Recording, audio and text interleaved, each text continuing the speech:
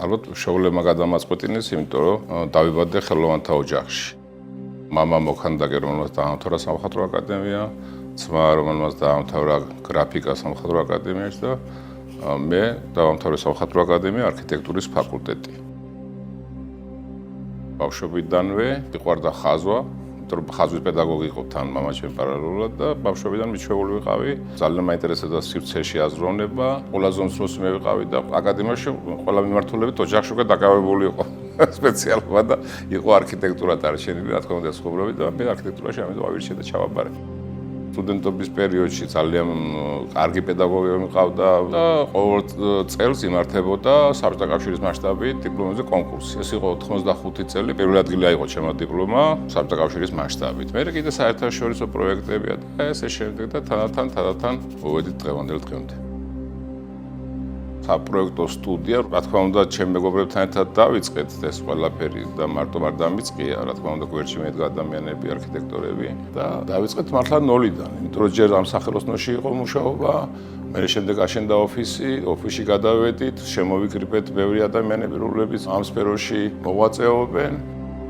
მამუკაჩხაიძე როგორია, არ ვიცი, ყოველ შემთხვევაში შრომის მოყვარეაო, ამასთან ალბათ იტყვიან რა და დანარჩენი როგორი არქიტექტორია და როგორი ადამიანია, ეს პირად დანარჩენებს ვკითხოთ.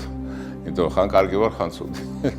ღამე მიყვარს მუშაობა და ხშირად აი ამ სახელოსნოში ვარ მუშაობ, ღამე შეიძლება მოვიდე 10 საათზე დავიძინო და სადღაც 12 ნახევარზე ამ პირველ ნახევარზე ავდგე, მე ისე 4-მდე ვიმუშაო, მე ისე დავიძინო, მე ისე ავდგე. მე ხშირად ვეუბნებ ჩემს ახალგაზრდა კოლეგებს, არქიტექტურა და ხელოვნება არ იცის დრო და საათი.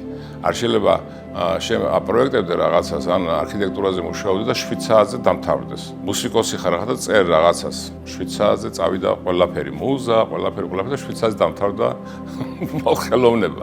ეგეთ რამე არ ხდება, შეიძლება გაგეგვიზოს ღამის 3 საათზე. აი ხასიათზე როდის ვარ იცით, როდესაც ვხედავ რომ რაღაცა სწორად დავიწყე და სწორი მიმართულებით მივდივარ. აი ხასიათზე ვარ იმ დროს, როდესაც აი საინტერესო დამკვეთი შეხვდება და მოყვება რაღაცა და გიჯერებს. ყავს მე დამკვეთები, რომლებიც აი ჩემთან ერთად მუშაობენ. თავიანთი მონახაზებით და ესკიზებით მოდიან და მე ამას ის გადამაგ, მე იმას ვასწორებთ ერთად. ეს კიდევ უფრო საინტერესოა.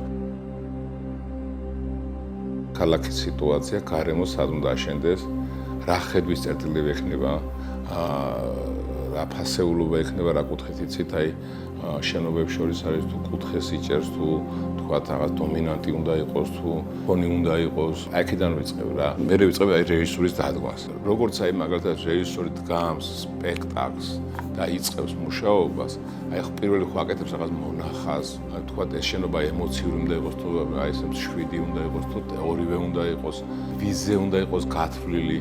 რა გარემოზე, რა ფუნქციის არის, ყველაფერი ერთმანეთზეა დამოკიდებული რა.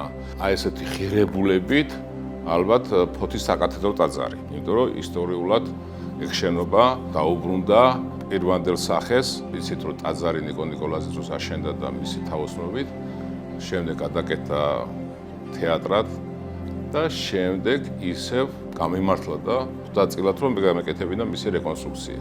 შემდეგ უკვე კლავონ პლაზა ორჯომის. ეხლა აი ეს აგროჰაბი რაც გაკეთდა ბოლო წელს საინტერესოა. არის ობიექტები, რომელსაც გავლა არ მინდა, იმიტომ რომ არ მომწონს. ხო, ძალიან ადრე უფრო ახალგაზრდობაში გაკეთებული. სადაც თქვათ შეიძლება და უკეთესად გამეკეთებინა. და უბრალოდ არქიტექტურაში გამოცდილებას წლები უნდა.